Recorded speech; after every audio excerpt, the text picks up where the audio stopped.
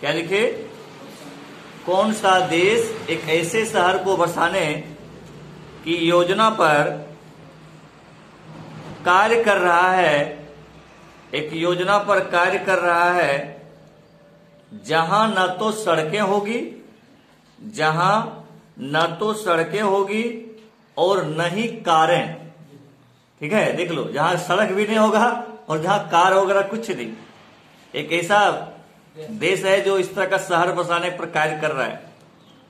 Answer लिखो, Saudi अरब। Saudi अरब ऐसा काम कर रहा है। ठीक है,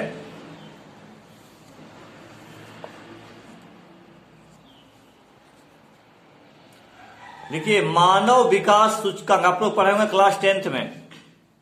मानव विकास सूचकांक आप लोग पढ़े होंगे, याद रखिए। कि नहीं याद है तो कोई बात नहीं। लिखिए, मानव विकास सूचकांक रिपोर्ट 2020 में मानव विकास सूचकांक रिपोर्ट 2020 में भारत का रैंक कितना है? हाँ हाँ, ठीक है, मानव विकास सूचकांक, ठीक है, में भारत का रैंक कितना है? आंसर लिखो, लिखिए 131वां, 131वां।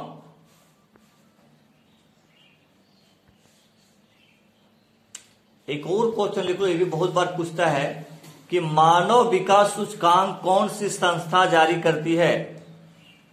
मानव विकास सूचकांक कौन सा संस्था चाहे कौन सा संगठन जारी करती है?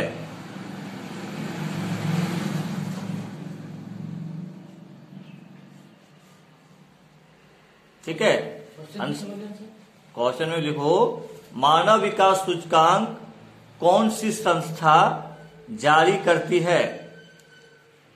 एक तो पता चल गया कि रैंक भारत का बहुत अच्छा नहीं है, 131वां किसी का रैंक आ रहा है तो क्या वो अच्छा है? नहीं है।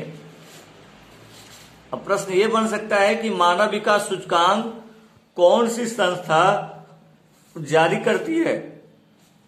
तो लिखिए आंसर, संयुक्त राष्ट्र विकास कार्यक्रम। संयुक्त राष्ट्र विकास कार्यक्रम।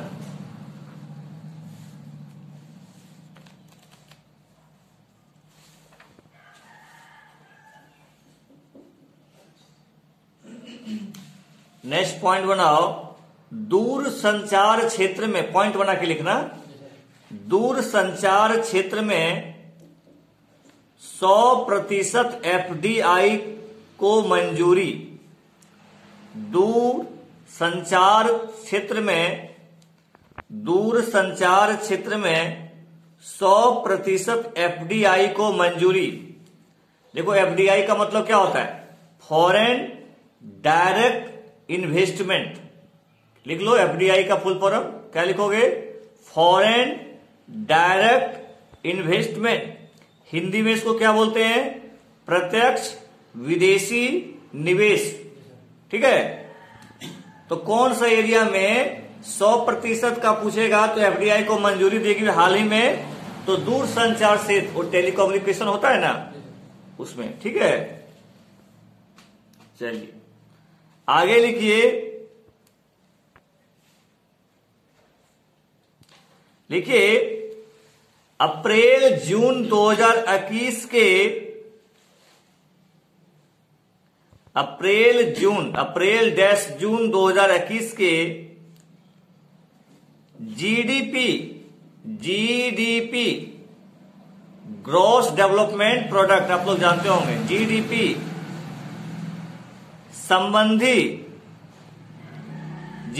संबंधी अंतिम आंकड़े,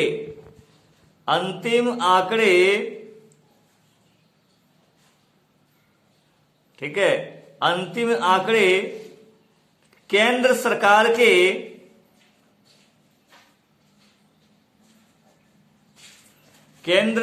के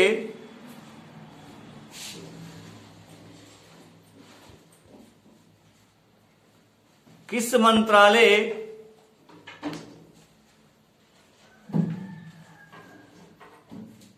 के द्वारा जारी किया गया।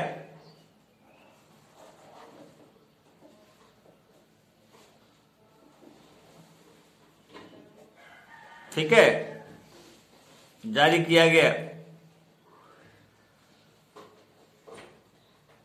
आंसर लिखो।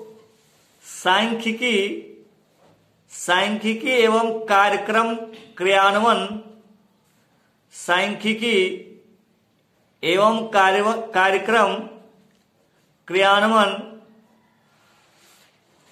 मंत्रालय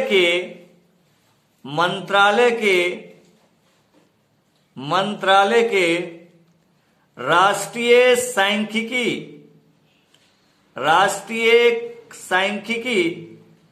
कार्यालय द्वारा, राष्ट्रीय सांख्यिकी लिखो, राष्ट्रीय सांख्यिकी कार्यालय, इंग्लिश में इसको लिख सकते हो NSO। आपको कोई पूछे कि भैया बताओ तो जीडीपी के द्वारा अनुमान किस संस्था के द्वारा जारी किया जाता है, तो क्या बताएंगे? NSO। NSO को NSO लिखने के बाद डैश कर दीजिए। इसका मतलब क्या होता है? नेशनल लिखो, N से नेशनल, S से स्टैटिकल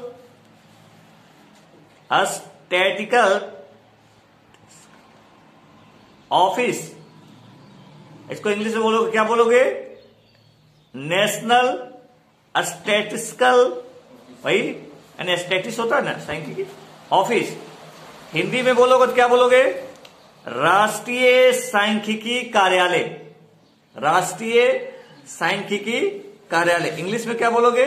नेशनल स्टैटिस्टिकल ऑफिस।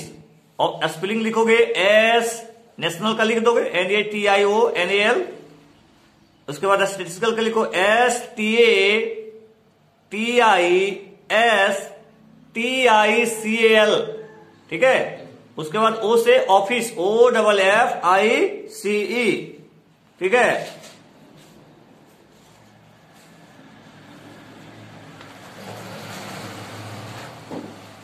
लिखिएगा।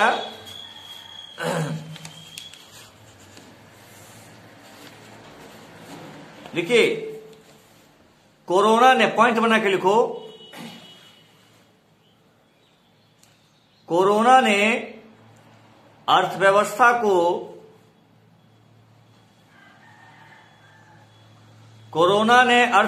को किस तरह से प्रभावित किया है? कोरोना ने अर्थव्यवस्था को किस तरह से प्रभावित किया है?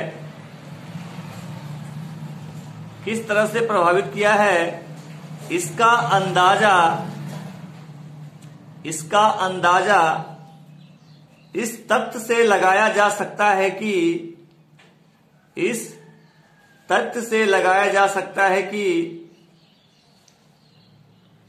15 राज्यों की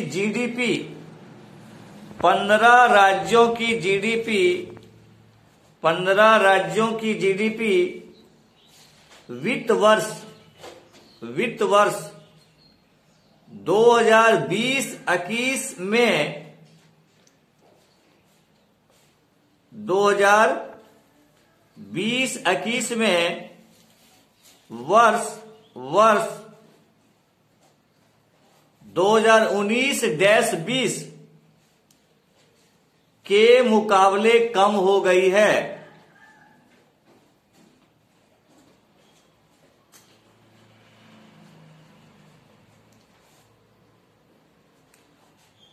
एक पॉइंट और लिखो बढ़िया से, उसी में वही चीज वाला है। देखो, 9 राज्य ऐसे हैं जहां या पिछले 2 वित्त वर्ष के स्तर तक, 9 राज्य ऐसे हैं जहां या पिछले 2 वित्त वर्ष के स्तर तक नीचे गिर गई है। पूर्णविराम।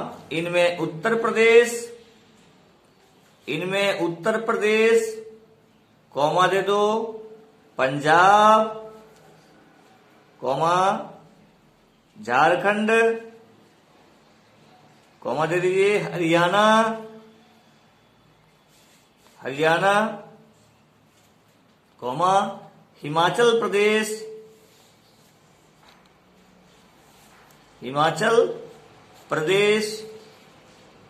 व राजस्थान प्रमुख है। व राजस्थान जो है प्रमुख है।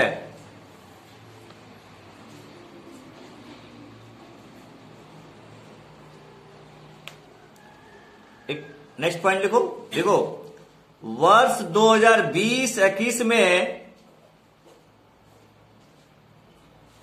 वर्ष 2020-21 में भारत की आर्थिक विकास दर, वर्ष 2020-21 में भारत की आर्थिक विकास दर 0 से 7.3%, 7.3% नीचे रही थी। वर्ष 2020-21 में भारत की आर्थिक विकास दर 0 से 7.3% नीचे। बताओ, नीचे है तो तुमको क्या लग रहा है? अच्छा विकास कर रहा है? 0 से नीचे जा रहा है। जैसे आप कहीं कहीं आप देखते होंगे अभी ठंडा दिन आ गया है, जम्मू कश्मीर, हिमाचल प्रदेश में टेम्परेचर जो है 0 से नीचे चला जाएगा तो ज्यादा ठंड लगेगा ना। विकास दर तो 1, 2, 3, 4 रहता तो चला जाए। अब तुम माइनस में तुम जाने लगोगे, इसका मतलब से होता है तुम्हारे पास पैसा नहीं। तुम किसी से ले रहा है 100 रुपया, 50 रुपया, 500 रुपया, तो माइनस में जाएगा वो। आप यदि किसी से लेते हैं तो माइनस में जाएगा, तो वो अच्छा बात नहीं है। आपके पास 5 ही रुपया रहेगा लेकिन वो अच्छा है यदि आप किसी से नहीं लेते। चलिए लिखिए, देखिए नेक्स्ट टॉपिक लिखिए, नेक्स्ट मतलब पॉइंट बनाइए। देखिए, राष्ट्रीय स्तर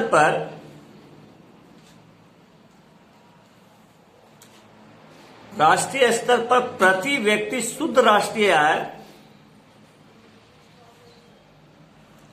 राष्ट्रीय स्तर पर प्रति व्यक्ति शुद्ध राष्ट्रीय आय वर्ष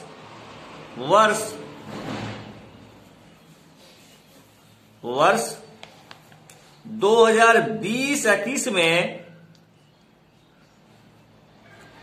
86,659 रुपये थी।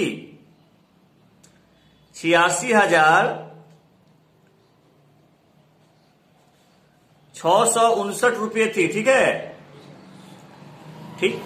जो वर्ष 2017-18 के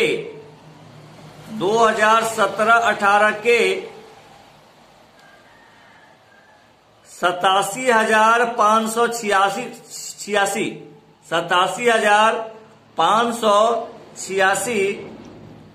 रुपये से भी कम है। 586 रुपये से भी कम है।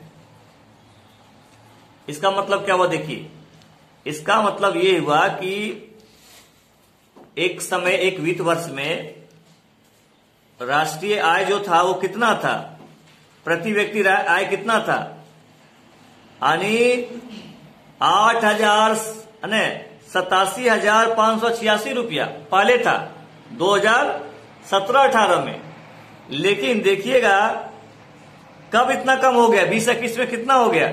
86,659। तो बताओ, तो कमा कि नहीं समझ में आया? देखो क्या बोल रहा है। सो देखो, जैसे 2017-18 में जो डाटा निकाला गया उसमें हमारा प्रति व्यक्ति मतलब हर एक व्यक्ति इतना रुपया जो है सालाना कमाता है, तो उसमें था कितना? उसमें तुम्हारा था 87,586 रुपया। लेकिन वही 2020-21 में क्या हो गया? कम गया ना, 86,000 हो गया। तो घटा कि बढ़ा? अरे भैया, पहले तुम कमाता था 87,000 रुपया पर साल, प्रत्येक साल, और इस साल तुम कमाया 86,000 कुछ, तो 87 से 86 हो गया तो घटा ना। और उसका सबसे बड़ा योगदान किसका है? कोरोना आ गया बेचारा, घर में गांव घर का कहां कमाने छोड़ करके आ गया, पर कल कारखाने बंद हो गए, तो फिर कहां से आपको रोजगार मिलेगा? जब काम ही नहीं होगा तो फिर आपको कहां से मिलेगा? बात समझे ना? तो ये सब चीज थोड़ा टेक्निकल वर्ड है, जब मैं इकोनॉमिक्स आपको बताऊंगा तो आपको सब बताएंगे। प्रति व्यक्ति आय किसे कहते हैं, राष्ट्रीय आय किसे कहते हैं, जीडीपी क्या होता है ना, मतलब मौद्रिक नीति क्या होता है, आरबीआई कैसे रेपो रेट बढ़ाती घटाती है, समझ गए कि नहीं? तो इस तरह ये सब चीज जानना चाहिए, ये सब चीज जानना बहुत जरूरी है, ठीक है। चलिए ये हो गया। देखो एक और डाटा है, इसको तुम लिख लो, लिखो आरबीआई मतलब समझते हो ना, रिजर्व बैंक ऑफ इंडिया। सब आप लोग अपने पैसा में देखिएगा लिखा रहता है reserve bank of India, governor का साइन रहता है कि नहीं? लिखिए आरबीआई की रिपोर्ट के अनुसार बिहार उन राज्यों में से है, आरबीआई रिपोर्ट के अनुसार बिहार उन राज्यों में से है ना, जिसने इस अवधि मतलब क्या होता है? समय। इस अवधि में प्रति व्यक्ति जीडीपी की राशि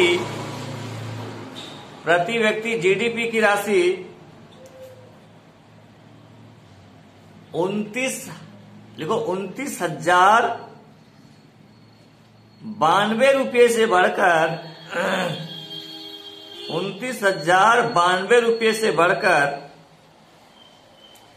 31,070 रुपया हो गई है।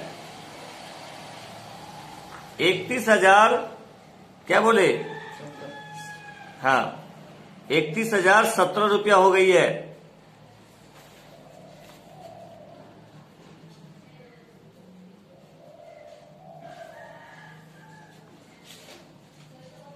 लिख लिए? एक लिखो नेक्स्ट क्वेश्चन लिखो। मिताली एक्सप्रेस मिताली एक्सप्रेस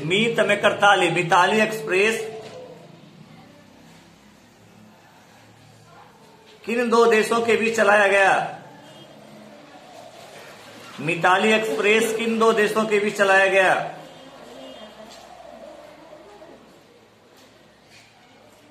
ठीक है, मिताली एक्सप्रेस किन दो देशों के बीच चलाया गया? आंसर लिखिए, भारत और बांग्लादेश।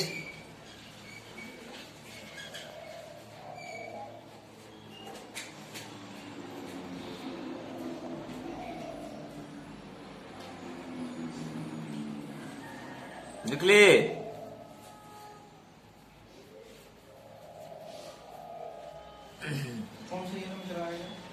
अभी हाल ही फिलहाल में चला गया, ये तुमको चलाया गया 27 मार्च 2021 को। ठीक है, 27 मार्च 2021 को। ठीक है, ध्यान रखना। लिखो, ये बहुत इंपॉर्टेंट, लिखो संयुक्त राष्ट्र सुरक्षा परिषद के, संयुक्त राष्ट्र जानते होगा ना, यूएनओ, यूनाइटेड नेशन ऑर्गेनाइजेशन, कब इसकी स्थापना हुई थी? 24 अक्टूबर 1945। चलो क्वेश्चन लिखो, संयुक्त राष्ट्र सुरक्षा परिषद के, संयुक्त राष्ट्र सुरक्षा परिषद, सिक्योरिटी काउंसिल जिसको बोलते हैं इंग्लिश में, संयुक्त राष्ट्र सुरक्षा परिषद के 5 नए या अस्थायी सदस्य, 5 नए या अस्थायी सदस्य कौन चुने गए? 5 नए या अस्थायी सदस्य कौन चुने गए?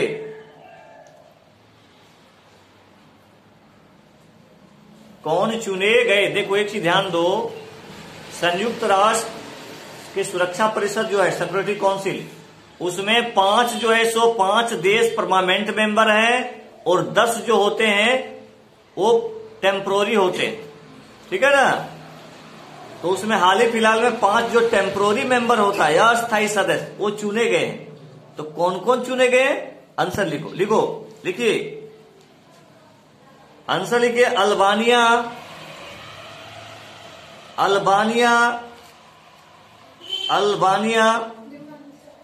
अल्बानिया, कॉमा दे दो। ब्राजील, कॉमा दे दीजिए। गैबोन, कॉमा दे दीजिए। घाना, और संयुक्त अरब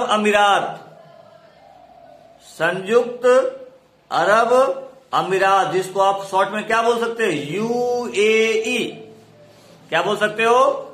यूएई। अभी जो हम लोग का मैच चल रहा था ना, वही चल रहा था एकदम वर्ल्ड कप, नहीं जी, ध्यान रखना।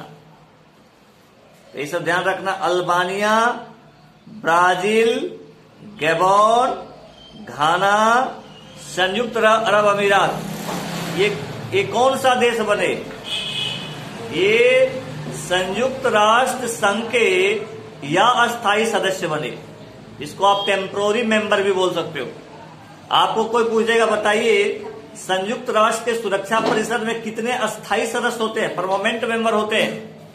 अभी नहीं बताए थे, 5 परमानेंट, अस्थायी, एकदम अस्थायी सदस्य, और 10 होते हैं अस्थायी। तो 10 क्या होता है? चेंज होता रहता है, क्योंकि वो अस्थायी है, फिक्स नहीं है। अभी कोई देश बना, फिर हो सकता है 2 साल के बाद कार्यकाल खत्म होगा, फिर नया देश कोई बनेगा।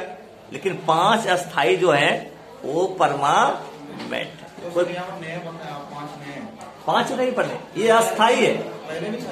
हो सकता है पहले भी होगा, पहले इससे भारत भी बना है, तो भारत बहुत पहले भी था। तो इस लोग का कार्यकाल खत्म होते रहता है, फिर नया देश भी जुड़ता है, समझ गए? हाँ, तो ऐसा नहीं कि 10 जो अस्थायी सदस्य है वो वही लंबा समय तक रहेगा, नहीं, फिर उसका भी टाइम खत्म होगा, फिर नए देश आएंगे। हाँ, चलिए, सब बहुत इंपॉर्टेंट है। देखिए, एक पॉइंट बना दो। जमशेद जी टाटा